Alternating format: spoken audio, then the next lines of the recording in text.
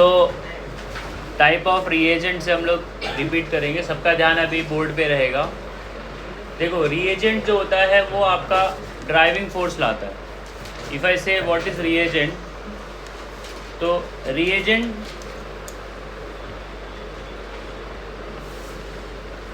Brings driving force in the reaction.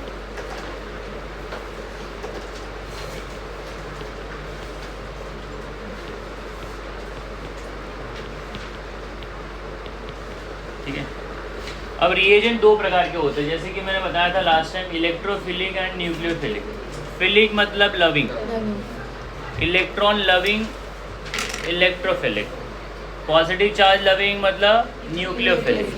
So electrophilic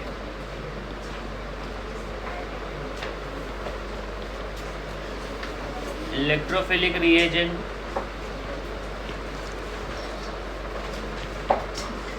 and nucleophilic. अब जैसा कि philic मतलब मैंने बताया है लविंग होता है, ठीक है। नाउ इलेक्ट्रॉन और नेगेटिवली चार्ज्ड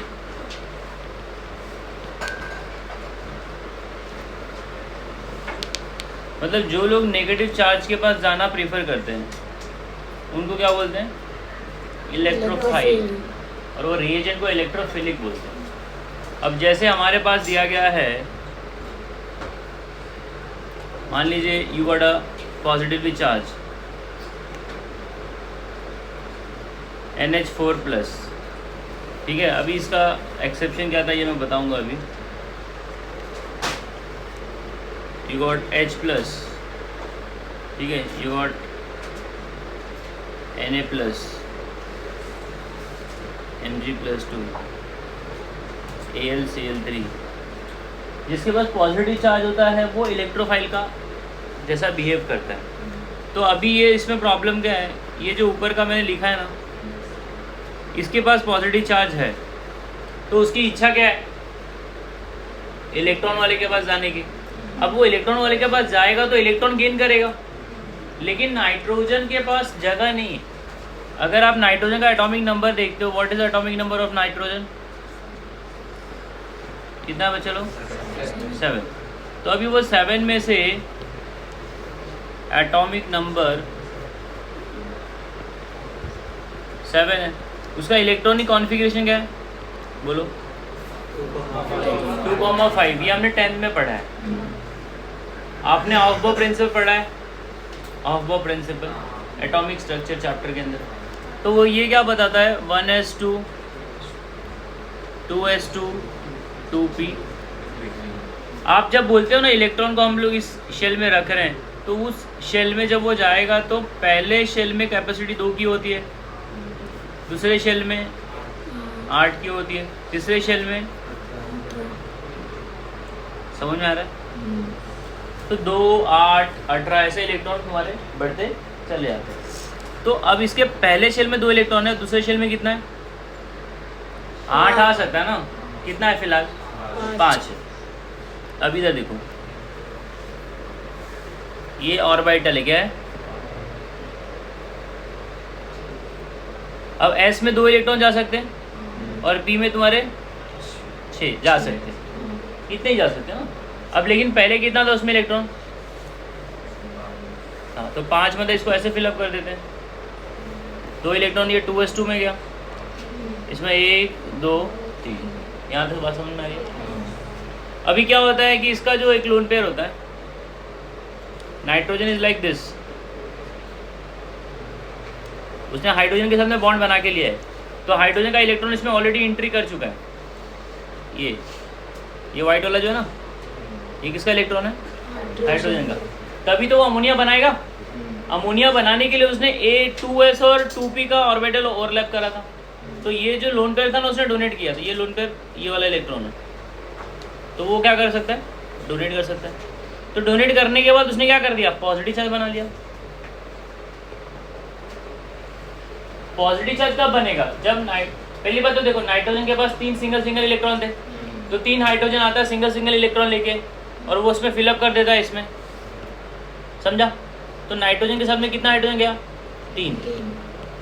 एक बॉन्ड में कितना इलेक्ट्रॉन लगता है? 2। तो नाइट्रोजन के पास पहले एक एक इलेक्ट्रॉन था ना, पी में 3 हाइड्रोजन आता है एक एक इलेक्ट्रॉन लेके, तो उसके पी वाले डब्बे में चला जाता है px, py और pz में। समझ में आ रहा है? जब आप अमोनिया लिखते हो तो आप उसको ऐसे बनाते हो और एक लोन पेयर ऐसे बना देते हो। समझ में आ रहा है? तो ये लोन पेयर बॉन्डिंग में जाता है लेकिन पार्टिसिपेशन नहीं करता है। तो ये वाला इलेक्ट्रॉन है वो, क्या ये वाला इलेक्ट्रॉन इधर है। अब इसने क्या कर दिया? डोनेट कर दिया। तो जब ये डोनेट करेगा तो ऐसा बन जाएगा NH। बंदे के पास चार्ज क्या आ गया? मतलब इलेक्ट्रॉन के मामले में रिच है कि पुअर है? पुअर। इलेक्ट्रॉन गेन करना चाहता है कि नहीं? लेकिन इसके पास जगह नहीं है। इसका जो सेकंड वाला ऑर्बिट है ना, शेल, उसका जितना कैपेसिटी था वो हो चुका है। 8 का कैपेसिटी रहेगा ना, 8 भरा है उधर। अब वो चाह कर भी इलेक्ट्रॉन, मतलब पॉजिटिव चार्ज होना इस बात की गारंटी नहीं है कि वो इलेक्ट्रोफाइल बनेगा। There should be space for accommodation of electron. Electron को वहां पर रखने का जगह होना चाहिए, तब हम जाके बोलेंगे कि सर वो इलेक्ट्रोफाइल है। तो NH4+ is an electrophile, yes और नो? NH4+ इलेक्ट्रोफाइल है क्या? NH4+ is not electrophile because nitrogen के पास इलेक्ट्रॉन को अपने पास रखने का जगह नहीं है। उसी प्रकार H3O+ भी इलेक्ट्रोफाइल नहीं है पॉजिटिव चार्ज होने के बावजूद। तो ये दोनों आपका एक्सेप्शनल केस है, यस और नो? तो बच्चा बोलेगा सर H+ इलेक्ट्रोफाइल है। हाँ इलेक्ट्रोफाइल है ना, उसके बाद जगह इलेक्ट्रॉन गेन करने का, तो वो इलेक्ट्रोफाइल की कैटेगरी में आ रहा है। क्योंकि हाइड्रोजन के पास 1s1 ही होता ना, वो भी एक इलेक्ट्रॉन निकाल दिया तो उसका S पूरा का पूरा खाली है तो गेन कर लेगा। समझा? अब जैसे AlCl3 है, इसको बोलते हैं लुविस एसिड। क्या बोलते हैं बच्चा लोग? क्या बोलते हैं? Lewis acid. अब लुविस एसिड जो है इलेक्ट्रॉन एक्सेप्टर है। क्या है? इलेक्ट्रॉन। जैसे कोई जो काम करने वाला बंदा रहेगा, उसके नाम, उसका कोई पर्टिकुलर काम रहेगा ना, तो लुविस एसिड का काम होता है इलेक्ट्रॉन को खींचना। लुविस बेस का काम होता है इलेक्ट्रॉन को डोनेट करना। लुविस एसिड का काम होता है इलेक्ट्रॉन को खींचना। Electron pair acceptor is a Lewis acid, electron pair donor is a Lewis base. Electron pair acceptor is a Lewis acid, electron pair donor is a Lewis base. समझ में आ रहा है? यस। तो NH4+ इज एन इलेक्ट्रोफाइल और nucleophile. Is it electrophile? नहीं भाई, वो गरीब है, पॉजिटिव चार्ज आ गया है, वो चाह के भी इलेक्ट्रॉन गेन नहीं कर सकता। रीजन हाँ, no space for accommodation of electron. अब बच्चा बोलेगा सर AlCl3 के बारे में क्या बोलते हो? AlCl3 न्यूट्रल है कि पॉजिटिवली है कि नेगेटिवली चार्ज है? बोलो। AlCl3 को कौन सा चार्ज दिख रहा है आपको? यस, न्यूट्रल है ना भाई, उसके ऊपर कोई प्लस माइनस दिख रहा है क्या? लेकिन वो इलेक्ट्रॉन गेन करने की कैपेसिटी रखता है। अब इसके पास जो है कोई चार्ज नहीं है, ये है या फिर आपका BF3 है या TiCl4 है, ये सब न्यूट्रल लोग हैं, but they can accept electron, they have a space for accommodation of electron. अब तुम बोलोगे कैसे सर? अब मुझे बताओ, एल्यूमिनियम सेंट्रल एटम कौन है AlCl3 में? Al है। अभी एल्यूमिनियम कितना बॉन्ड बना रहा है? 3 तुमको दिख रहा है ना? लेकिन एक्चुअल में इसके पास और बॉन्ड बनाने की कैपेसिटी है और इलेक्ट्रॉन रखने की कैपेसिटी है। अब कैसे? ये देखो, एटॉमिक नंबर क्या है एल्यूमिनियम का? 30। हाँ बच्चा, NaMgAl मतलब 13। कितना बच्चा? 13। अब अगर आप स्कूल में जो पढ़े थे इलेक्ट्रॉनिक कॉन्फ़िगरेशन का पैटर्न 283। अब इसके जो बाहर वाला शेल है उसमें कितना इलेक्ट्रॉन है? 3 है। कैपेसिटी कितने की है? 18। कैपेसिटी कितने की? 18 की है ना भाई? फॉर्मूला पता ना, 2n²। कौन सा शेल है उसके हिसाब से अपन उतना इलेक्ट्रॉन रख सकते हैं। तो इसके पास तीसरा शेल जा रहा है और तीसरे, तुमने एटॉमिक स्ट्रक्चर पढ़ा है, number of shell is equal to subshell. अगर आप पहले शेल में हो ना तो उसमें केवल एक ही सब शेल होगा S, दूसरे शेल में हो तो 2 होगा SP, तीसरे में हो SPD। समझा क्या? तो एक शेल मतलब एक सब शेल, दूसरा शेल मतलब 2 सब शेल, तीसरा शेल मतलब 3 सब शेल। बात समझ में आ रही है? पहले शेल की कैपेसिटी बोलो, इलेक्ट्रॉन की कितनी है? 2। दूसरे शेल की 8 इलेक्ट्रॉन रखने के लिए कितना ऑर्बिटल लगेगा? 4। ऑर्बिटल मतलब डब्बा, जहां पर इलेक्ट्रॉन के मिलने की संभावना सबसे ज्यादा होती है उसको ऑर्बिटल बोलते हैं। इलेक्ट्रॉन का घर, indirectly we can say that. अगर आपने यहाँ पर सेकंड शेल में बात करोगे तो सेकंड शेल में आपका एस होता है और एक पी होता है। अब पी में 3 डब्बे होते हैं ना भाई, 3 डब्बा मतलब 6 इलेक्ट्रॉन उधर पे और 2 इलेक्ट्रॉन तुम्हारा इधर आ गया, तो 8 इलेक्ट्रॉन आप इसमें एकोमोडेट कर सकते हो। और कितना बच रहा है अभी? थर्ड शेल में जाओ। थर्ड शेल में कौन कौन सा सब शेल आएगा? S P D. एस का 1 डब्बा, पी का 3 डब्बा और डी का 5। तो कितने डब्बे आए टोटल? 9 डब्बे आए ना। 9 डब्बे मतलब इलेक्ट्रॉन 18 में से केवल कितना रख रहा है वो? 3। मतलब ये भाई 15 इलेक्ट्रॉन और गेन कर सकता है। In spite of being neutral, AlCl3 is called as electrophile. Is called as electrophile. Is it okay? मतलब मैं पॉजिटिव चार्ज रखूं या ना रखूं, मेरे पास अगर इलेक्ट्रॉन गेन करने का स्पेस है, जगह है, तो मैं इलेक्ट्रोफाइल कहलाऊंगा। अंडरस्टूड? क्योंकि कुछ लोग पॉजिटिवली चार्ज थे फिर भी वो इलेक्ट्रोफाइल नहीं बन रहे।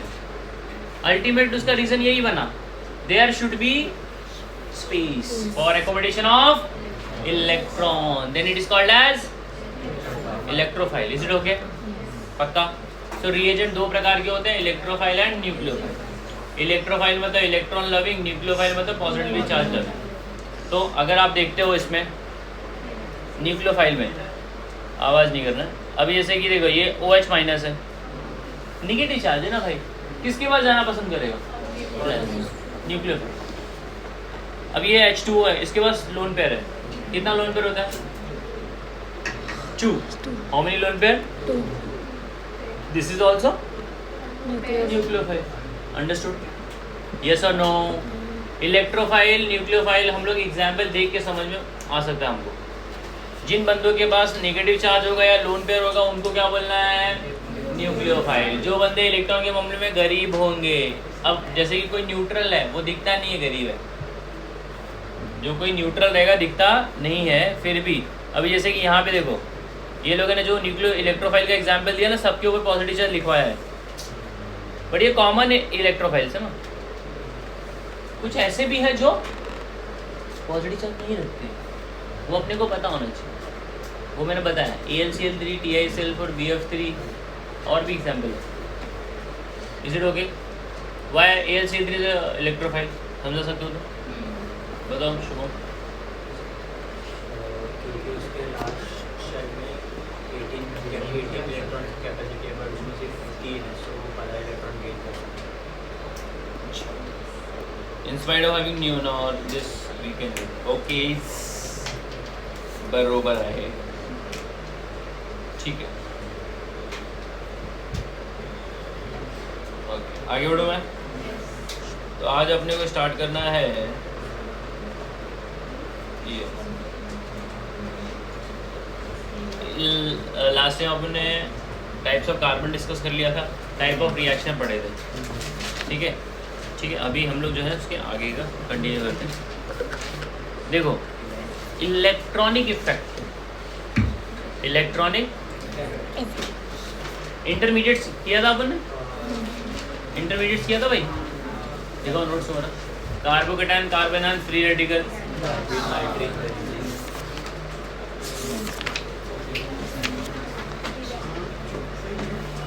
टाइप ऑफ कार्बन,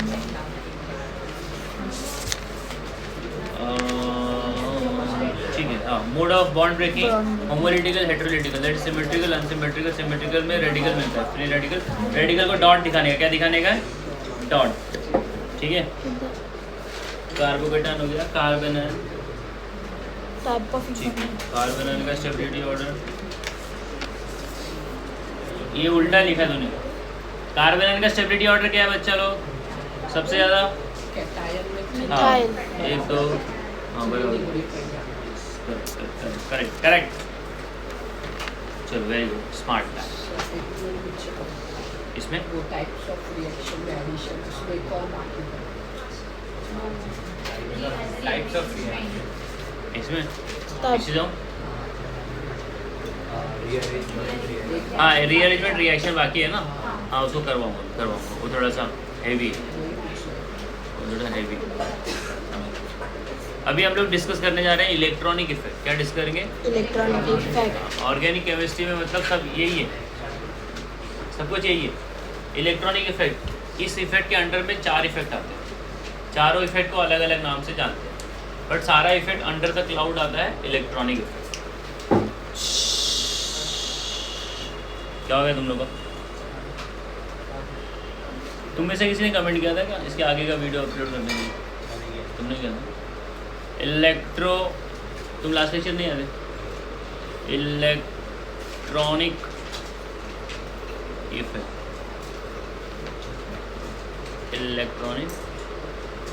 अब इलेक्ट्रॉनिक इफेक्ट में हमारे को सबसे पहले पढ़ना है inductive effect and its application. Inductive effect and its application, ठीक है। फिर दूसरा पढ़ना है हाइपर कॉन्जुगेशन,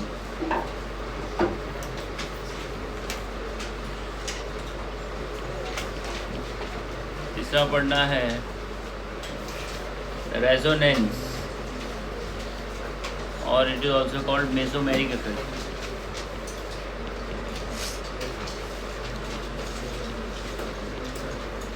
चौथा पढ़ना है इलेक्ट्रोमेरिक इफेक्ट, ठीक है। तो अभी ये ऊपर का जो 3 है ये परमानेंट इफेक्ट है, this is permanent effect and this is temporary effect, this is temporary effect. तो हम लोग अभी जो है इसमें एक एक करके समझने की कोशिश करेंगे। Inductive effect and its application में, okay. Now what is inductive effect? इसमें एक मैंने ये भी रखा है शायद, हाँ है उसका, तो वो मिलेगा तुम लोगों को। पहले समझ लो तुम लोग, try to understand this.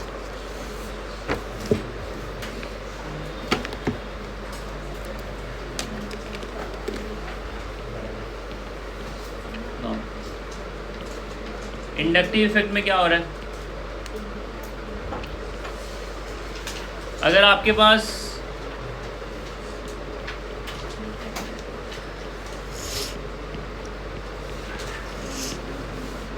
Pentyl दिया है, क्या दिया है?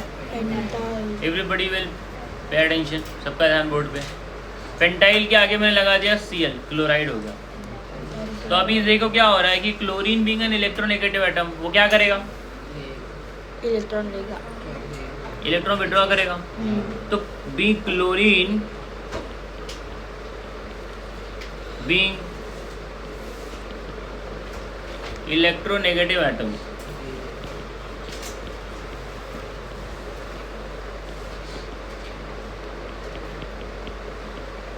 it will pull electron towards itself, वो अपनी तरफ इलेक्ट्रॉन को क्या करेगा? खींच लेगा। तो जब वो अपनी तरफ इलेक्ट्रॉन को खींचेगा तो उसके जो सामने वाला एटम है वो रीच होगा कि पुअर होगा। तो क्लोरीन के ऊपर चार्ज आएगा delta minus, partial negative charge. Partial negative charge ये बताने की कोशिश कर रहा है कि उसके ऊपर इलेक्ट्रॉन की डेंसिटी बढ़ी है। फिर उसके बगल वाला जो कार्बन एटम है उसको आएगा डेल्टा प्लस, क्या आएगा? Delta plus. इसका मतलब ये गरीब हुआ। अब ये डेल्टा प्लस वाला क्या करेगा? अपने बगल वाले एटम से इलेक्ट्रॉन को उधार लेगा, तो इसको आएगा डेल्टा डबल प्लस। फिर ये अपने बगल वाले से बोरो करेगा, डेल्टा प्लस प्लस प्लस, फिर डेल्टा 4 बार प्लस आएगा। तो ये सिलसिला जो है ना कार्बन नंबर 4 तक चलता है। मतलब मेरे और सामने वाले के बीच में बॉन्ड बना था और मैंने इलेक्ट्रॉन खींच लिया, तो सामने वाले का जो इलेक्ट्रॉन का डेंसिटी था वो कम हुआ, तो वो अपने बगल वाले से इलेक्ट्रॉन खींचेगा, वो अपने बगल वाले से खींचेगा, वो अपने बगल वाले से खींचेगा। तो जो सिंगल बॉन्ड का इलेक्ट्रॉन है, क्या सिंगल बॉन्ड मतलब कोवैलेंट बॉन्ड। अब ये जो कोवैलेंट बॉन्ड है, covalent bonds electron gets shifted towards more electronegative atom, towards more electronegative atom, towards more electronegative atom. Such effect is called inductive effect, is called inductive. और inductive effect जो होता है ना, ये आपका अप टू कार्बन 4 ही चलता है। It operates up to C4, it operates up to C4। Carbon number 4 के बाद ये डिसअपियर हो जाता है, कार्बन नंबर 4 के बाद ये डिसअपियर हो जाएगा, ठीक है। It is of 2 type. सब लोग जरा ध्यान से देखो, तुम लोग नोट्स मिलेगा ना, समझो भाई। हाँ क्या बोल रहे हो? It is of 2 types. Inductive effect 2 प्रकार का होता है, प्लस आई एंड माइनस आई।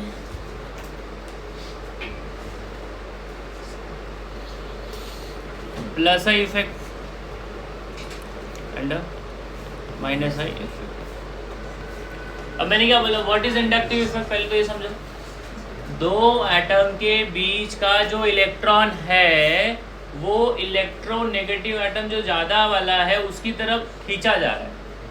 तो इलेक्ट्रॉन का डेंसिटी एक एटम पर कम होगा, तो जहाँ पर कम होगा उसको आएगा पॉजिटिव चार्ज, फिर वो अपने बगल वाले से इलेक्ट्रॉन बोरो करेगा, फिर वो अपने बगल वाले से बोरो करेगा। तो ये सिलसिला C4 तक चलता है। After carbon number 5 inductive effect get disappear. चौथे कार्बन के बाद उसका कुछ इम्पैक्ट नहीं रहता है। तो जो इलेक्ट्रॉन देने वाला ग्रुप है, जो इलेक्ट्रॉन उसको बोलते हैं EDG ग्रुप। क्या बोलते हैं? EDG ग्रुप जो होता है ना, वो इलेक्ट्रॉन डोनेटिंग ग्रुप है, वो प्लस इफेक्ट दिखाता है। और जो लोग EWG होते हैं, कौन होते हैं? EWG, electron withdrawing group. अब बच्चा बोलेगा सर मुझे कैसे पता चलेगा ये EDG है, EWG है?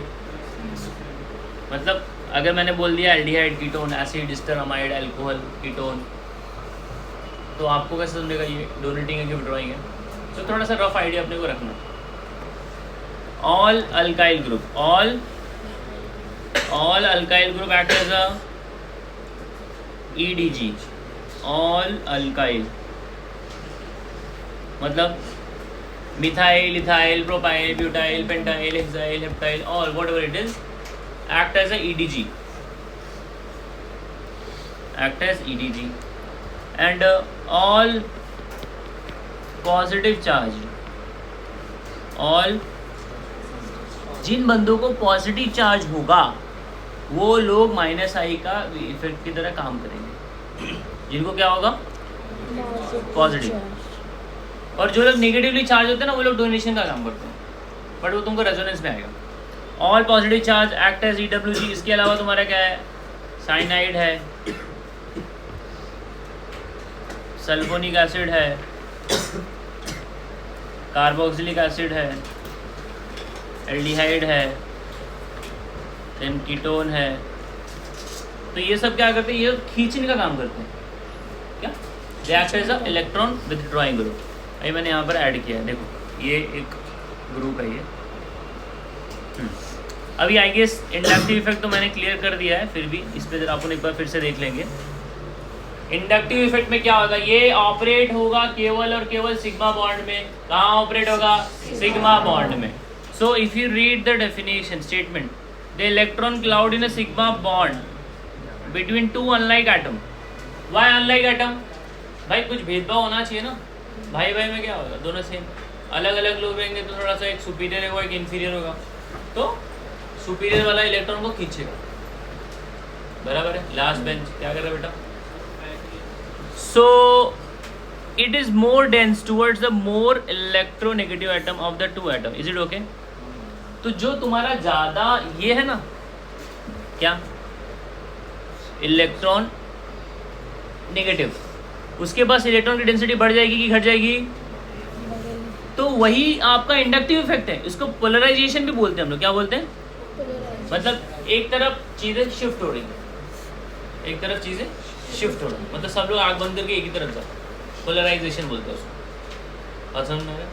तो यहाँ पर क्या हो रहा है, ये परमानेंट है। क्या है? परमानेंट। मैंने बोला ना स्टार्टिंग में 4 इफेक्ट दिए थे मैंने, स्टार्टिंग के तो 3 थे तुम्हारे परमानेंट थे और लास्ट वाला टेम्परेरी था। उसमें electromeric effect is temporary, electromeric effect is the temporary.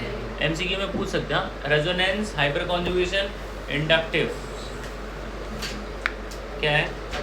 Permanent. Electromeric is temporary. Now अगर आप इसको ध्यान से देख रहे हो, ये आपका एक हैलोजन एटम लगा दिया गया है इसमें, तो हैलोजन एटम जैसे ही पिक्चर में आया उसने क्या कर दिया? इलेक्ट्रॉन खींचना स्टार्ट कर दिया। तो बगल वाले को डेल्टा प्लस आया, फिर उसके बगल वाले को डेल्टा डबल प्लस आता है, डेल्टा प्लस 3 जाता है, डेल्टा प्लस 4 जाता है। तो ये सिलसिला अप टू कहाँ चलता है भाई? बात समझ में आ रही है? Okay, so inductive effect is the displacement of electron cloud. Inductive effect is the displacement of towards more electronegative atom via single bond or double bond? Single bond. That is covalent. Sigma. Understood? Everyone? Very good. अब अपने को इसमें important चीज़ें ये है, अब जैसे कि मैंने बताया कि कौन सा ग्रुप जो है वो EDG है और कौन सा EWG है। तो पहला वाला ग्रुप पावरफुल है, ये ऑर्डर है। इलेक्ट्रॉन विड्रॉइंग ग्रुप ये माइनस आई इफेक्ट है, मतलब ये लोग लालची लोग हैं, खींचने वाले लोग हैं। तो उसमें NO2 ऊपर आता है, फिर फ्लोरीन है, एसिड है, क्लोरीन है, ब्रोमीन है, आयोडीन है, OH है, OR है, बेंजीन है, हाइड्रोजन है। NO2 के पहले, NO2 के बाद है ना तुम्हारा, इसके बाद तुम्हारा एल्डिहाइड कीटोन एसिड एस्टर भी है, उसने लिखा नहीं है। सीधा कौन आ गया इधर? कार्बोक्सिलिक के बाद सीधा क्लोरीन आ गया ना। कार्बोक्सिलिक के बाद तुम्हारे को एल्डिहाइड कीटोन भी आएगा, तुम्हारे पैकेज में मिलेगा, ठीक है। बट थोड़ा रफ आइडिया होना चाहिए कि कौन इलेक्ट्रॉन विड्रॉइंग है, कौन डोनेटिंग है। अब जैसे कि मैंने बोला था ना, all alkyl act as a EDG, all alkyl act as a EDG, all alkyl act as a EDG, समझा? अब मिथाइल और इथाइल में ज़्यादा डोनेशन कौन करेगा? इथाइल। अरे भाई जो ज़्यादा रिच है वो ज़्यादा डोनेशन करेगा ना। अब जिसके पास कार्बन का नंबर ज़्यादा है, देखिए यहाँ पे कितना कार्बन है? 1। और इसमें कितना कार्बन है? 2 है ना बच्चा। Me का मतलब मिथाइल होता है, Me का मतलब यहाँ 2 कार्बन है, यहाँ 1 कार्बन है, इसमें कितना कार्बन है? 3। इसका स्ट्रक्चर ऐसा है, CH3। हाँ जाओ, ये स्ट्रक्चर को हम लोग क्या बोलेंगे? बोलो नाम बताओ इसका। लास्ट कल बताया था लास्ट लेक्चर में, इसका कॉमन नेम क्या हो सकता है? बोलो। हाँ, आइसोप्रोपाइल। क्या है? आइसोप्रोपाइल।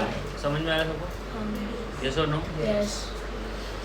इसमें नंबर ऑफ कार्बन कितना बच्चा लोग? 3। So 3 carbon is more rich as compare to 2 as compare to 1। I hope clear है सबको, पक्का? So what is inductive effect? फटाफट बोलो, what is inductive effect? Electronegative charge. Inductive effect क्या? बोल यश, तू बोल। What do you understand by inductive effect? जो ज़्यादा इलेक्ट्रोनेगेटिव, ज़्यादा मतलब इलेक्ट्रॉन गेन करने के उसका चांस है।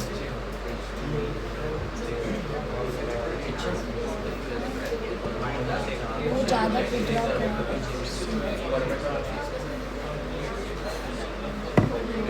बोलो जल्दी बोलो। अच्छा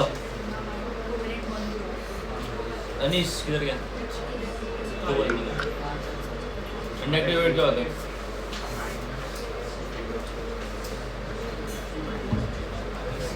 अरे बोलेगा, अभी तो बताया, सो रहा है क्या तू? हाँ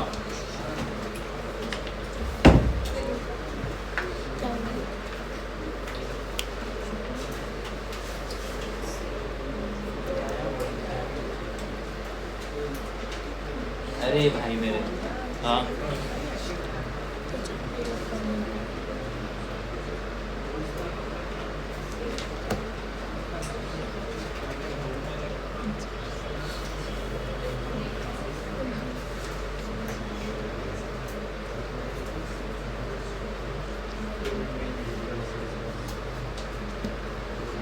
बोलो बोलो बोलो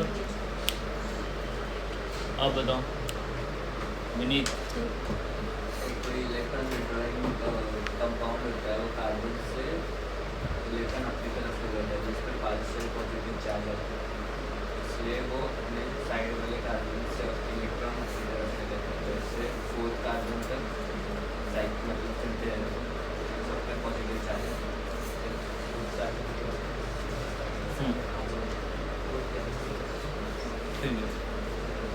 ओके तुम बोलो Shubham what is inductive effect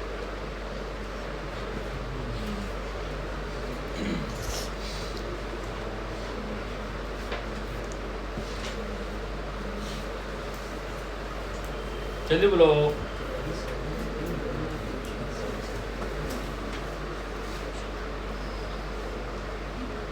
so रहा है तू मैं देख रहा हूँ तेरे सामने से सो रहा है तू यस साडिया तुम बोलो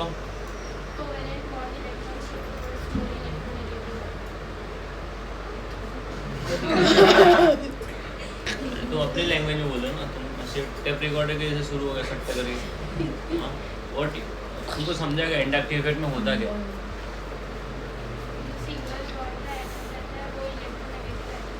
सिंगल बॉन्ड का इलेक्ट्रॉन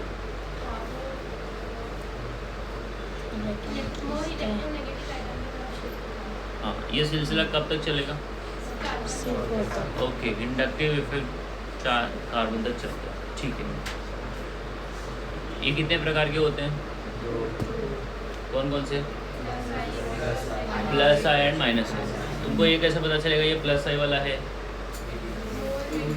उसमें ग्रुप कौन सा लगा अगर EDG लगाया तो आप बोलोगे प्लस आई इफेक्ट है अगर EWG लगाया तो आप बोलोगे माइनस क्लियर है अच्छा अब प्लस आई और माइनस आई आने से सिस्टम में होगा क्या उसके अंदर क्या असर होगा वो अपने को समझना अगर मान लो तुम्हारे पास इथेन है इथेन में तुमने लगा दिया NO2 ग्रुप क्या लगा दिया नाइट्रो तो नाम क्या हो गया बच्चा नाइट्रो इथेन ठीक है और उसी इथेन में तुमने क्या कर दिया जैसे तुमने NO2 लगाया था ना H की जगह पे तो नाइट्रो इथेन हुआ या नाइट्रो इथाइल हुआ अब उसी की जगह पे आप लगा दो दूसरा एक मिथाइल लगा दो तो मिथाइल लगाओगे तो प्रोपेन हो जाएगा क्या हो जाएगा एक नाइट्रो इथेन है और एक प्रोपेन है तो अब आपको कंपेयर करना है दोनों में अब जैसे कि मेरे पास ये है CH3 CH2 bond NO2 nitro ethane इसका नाम है क्या नाम है अब इसी के साथ में मैंने लगा दिया CH3 CH2 this is propane this is nitro ethane this is समझ में आ रहा है अभी मेरे को ये बताओ दोनों में ज़्यादा एसिडिक कौन सा है मतलब हम लोग इंडक्टिव में पढ़ के समझेंगे क्या पढ़ना क्यों वैसे ही पढ़ना है नो इसका एप्लीकेशन हमको समझना है अब आपसे क्वेश्चन पूछा गया कि nitro ethane is more acidic और प्रोपेन इज मोर एसिडिक तो जिस सिस्टम में इलेक्ट्रॉन विड्रॉइंग ग्रुप आता है वो सिस्टम एसिडिक बनता है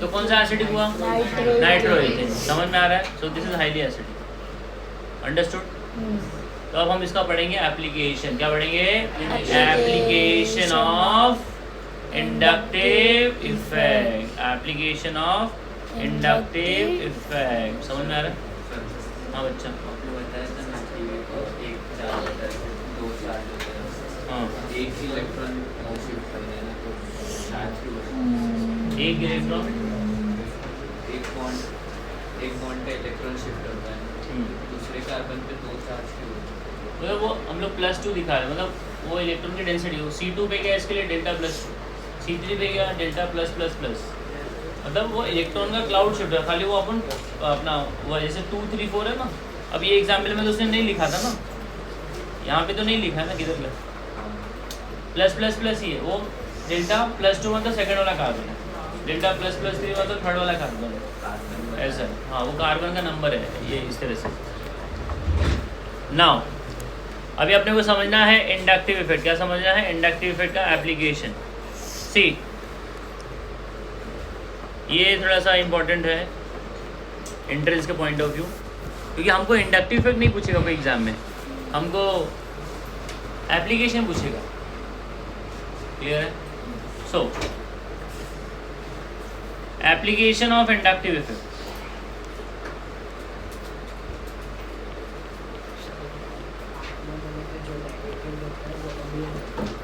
हाँ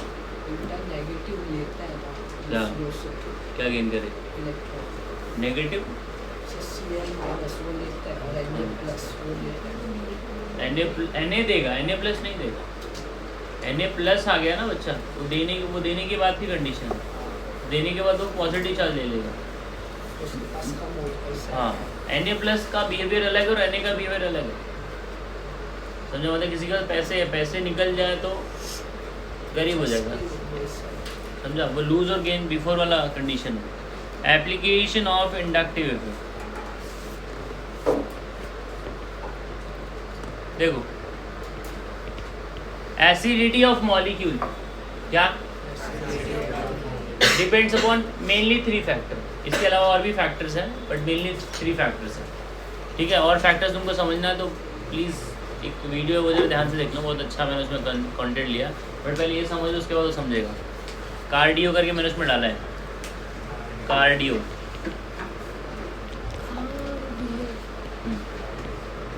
कार्डियो कर, ये कॉन्सेप्ट है। कार्डियो मतलब ये इतने सारे फैक्टर्स हैं जो तुम्हारा एसिडिटी को कंट्रोल करते हैं, ठीक है? समझा?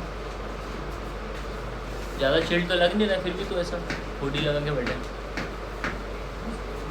Okay, application of inductive effect. तो सबसे पहले अपने को यहाँ पर सीखना है factors affecting acidity. Factors affecting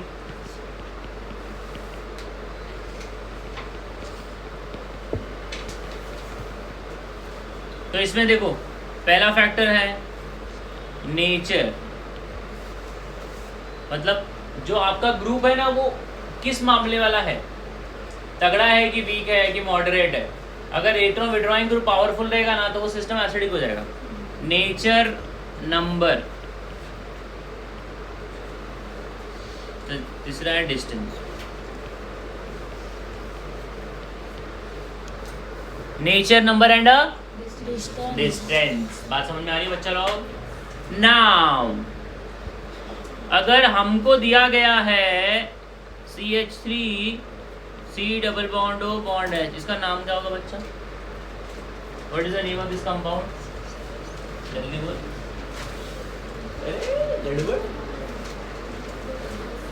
अरे इथेनॉइक एसिड है या एसिटिक एसिड है? क्या एसिटिक एसिड बोले या इथेनॉइक एसिड बोले? सॉरी आइडिया लिख दिया मैंने, इधर OH आएगा, क्या आएगा? OH। This is ethanoic acid.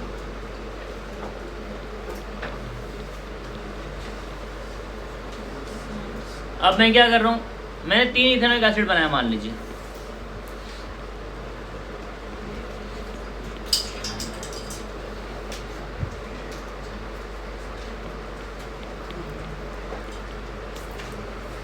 अब मुझे क्या करना है? I will be just replacing 1H। ये वाला जो H है ना, 3 H है ना इसमें, एक H को हटाऊंगा, मैं वहाँ पे अलग अलग ग्रुप लेकर आऊँगा। मान लीजिए मैं एक बार लेकर आ गया फ्लोरीन, एक बार लेकर आ गया क्लोरीन और एक बार लेकर आ गया NO2। तो पहले वाले में मेरे पास CH3 है ना, तो इसको हटा के मैं क्या करता हूँ? CH2 और NO2 करता हूँ। क्या करता हूँ? CH2 and NH2 NO2। इसका नाम क्या होगा?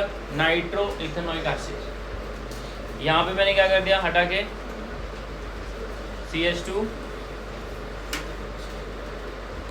फ्लोरीन लगा दिया। क्या कर दिया? CH2 कर दिया, और हमें क्लोरीन लगा दिया। यहाँ पे CH2 के बाद क्या लगा दिया? क्लोरीन। अब अपने से क्वेश्चन पूछा है कि ये तीनों में सबसे तगड़ा एसिडिक कौन है, तो आपको समझना पड़ेगा कि भाई कौन सा नेचर वाला, कौन सा सिस्टम जो है ज़्यादा इलेक्ट्रॉन विड्रॉइंग है, तो ये ऑर्डर जाएगा। एग्री? पक्का? अगर मैंने इसमें ये वाले को कंपेयर कर दिया तो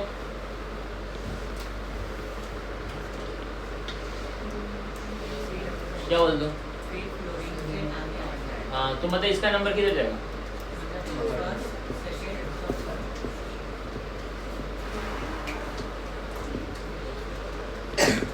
वन टू थ्री हो गया और ये चौथा हो गया। चौथे का नंबर कहाँ लगेगा?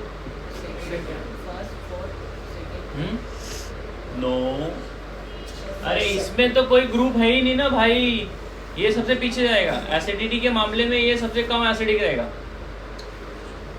क्यों? क्योंकि इसमें कोई ग्रुप लगा है क्या इलेक्ट्रॉन खींचने वाला? अभी इधर NO2 लगा है, इधर फ्लोरीन लगा है, इधर क्लोरीन लगा है, तो ये लोग इलेक्ट्रॉन खींचने का काम करते हैं ना। तो इसमें तो कोई ग्रुप लगा ही नहीं जो इलेक्ट्रॉन खींचने का काम कर रहा है, तो ये पीछे जाएगा। 4 मतलब ये लीस्ट एसिडिक क्या है? हाईली एसिडिक पहला वाला, उसके बाद फ्लोरीन वाला, फिर क्लोरीन वाला और लास्ट में जाएगा तुम्हारा ethanoic acid. So this is least acidic. Understood? तो ये जो मैंने समझा ये क्या था? नेचर। क्या था? नेचर। अभी हम लोग बात करेंगे नंबर। किसकी बात करेंगे? नंबर। अगर आपके पास इलेक्ट्रॉन डोनेटिंग ग्रुप या इलेक्ट्रॉन विड्रॉइंग ग्रुप का नंबर बढ़ रहा है, अगर विड्रॉइंग ग्रुप का नंबर बढ़ेगा ना तो वो सिस्टम बहुत इलेक्ट्रॉन के मामले में गरीब हो जाएगा, तो वो उतना ज़्यादा एसिडिक हो जाएगा। और जो जितना ज़्यादा इलेक्ट्रॉन डोनेटिंग ग्रुप के मामले में बढ़ेगा ना वो उतना रिच होगा। समझेगा? अभी याद रखो number. If electron withdrawing group increases then system becomes more and more acidic, more and more acidic. Understood? Everyone is getting this? For example, अगर मैंने रखा है chlorine CH2 C double bond OH। हाँ बच्चा, कौन सा? पहला वाला।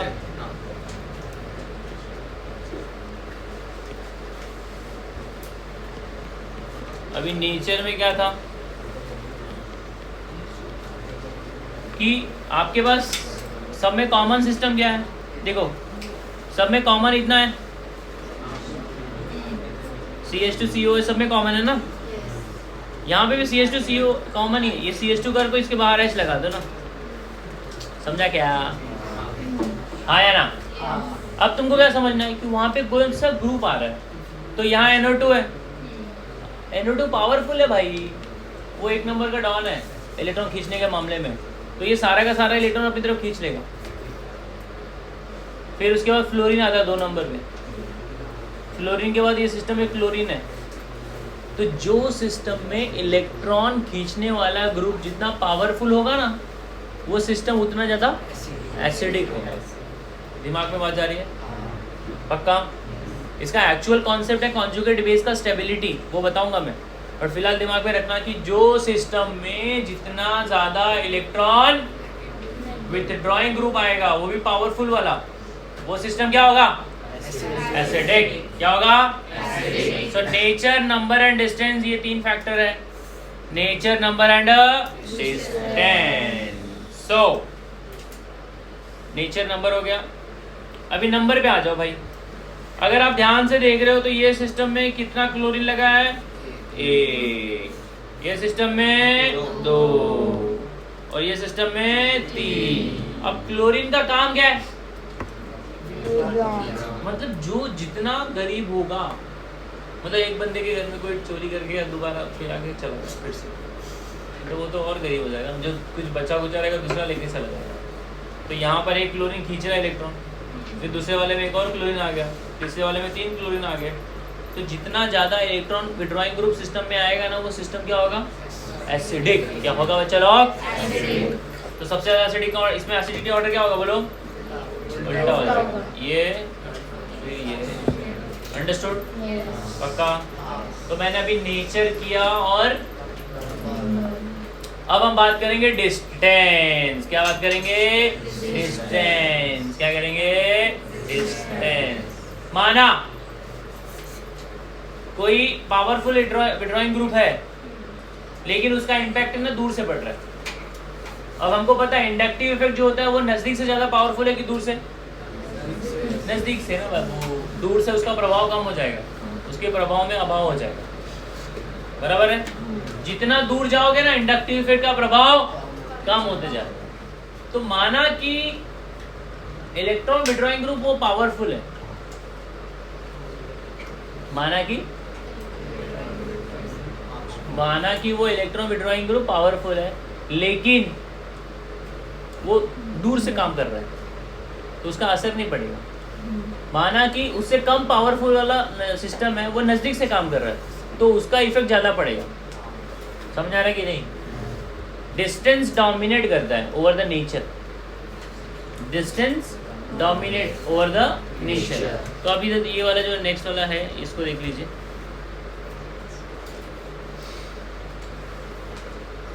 समझे तेरे को? Nature number. अभी हम लोग बात कर रहे हैं डिस्टेंस। किसकी बात कर रहे हैं? डिस्टेंस।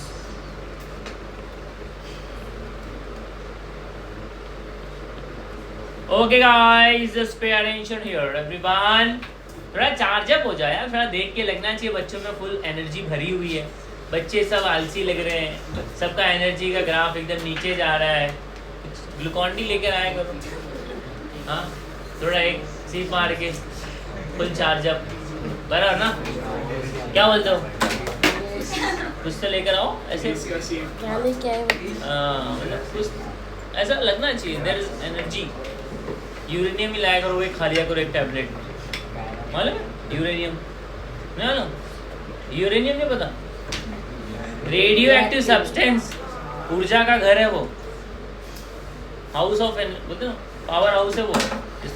तेरे को क्या हो रहा है? हाँ, मतलब यूरेनियम का नाम सुनते इसको एनर्जी मिल गई।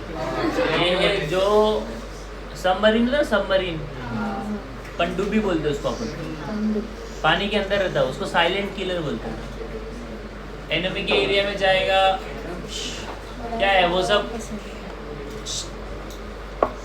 अपना कोई उधर अपना विजिबिलिटी तो रहता नहीं ना, वो लोग फ्रीक्वेंसी पे काम करते हैं। कुछ ऑब्स्टेकल है, कुछ है, तो टॉर्पेडो छोड़ देंगे। जाओ, टकराया तो टकराया, नहीं तो किधर तो जाके हिट ही करेगा ना। तो उसमें कैसा होता है कि जब एक बार अंडर द वाटर गया तुम्हारा सबमरीन, तो 2 दिन के बाद बाहर नहीं आ जाएगा वो। उसको 15-20 दिन, 1-1 महीना पानी के अंदर रहना पड़ता है। तो चलेगा किस पे? उसका इंजन कितना ज़बरदस्त रहेगा भाई, पानी में चलाना है तो इंजन भी एकदम मजबूत चाहिए। तो उसको वो लोग यूरेनियम सब इसके ऊपर रन करते हैं। किससे? हाँ, यूरेनियम। यस यस, वही बात है ना। तुम बम बना लो या उससे एनर्जी निकाल लो, वो तुम्हारे ऊपर है।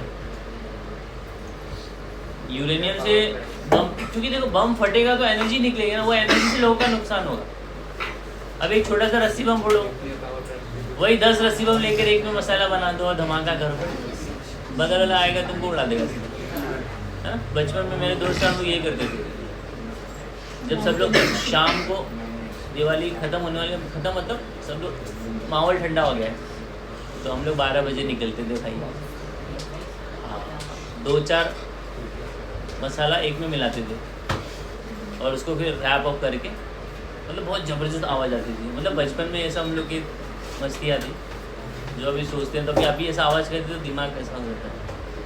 तो मतलब बहुत तकलीफ़ देते थे लोगों को।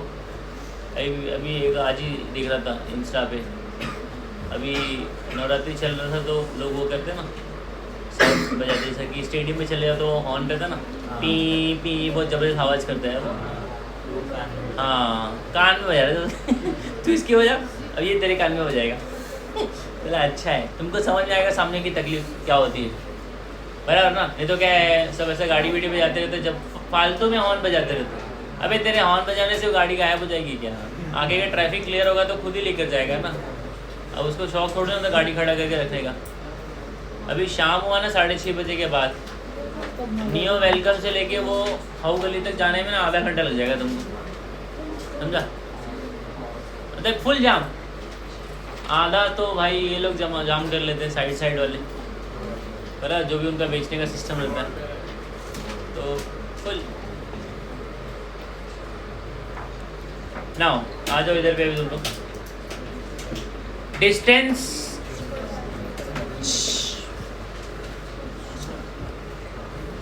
कल शाम को मैं वो दाबेली वाले मालूम उधर पटेल के पानीपुरी वाले के सामने, तो मैं उससे ऐसे मैं बात कर रहा था। मैं बोला यार कितना गल्ला है तुम्हारा दिन का?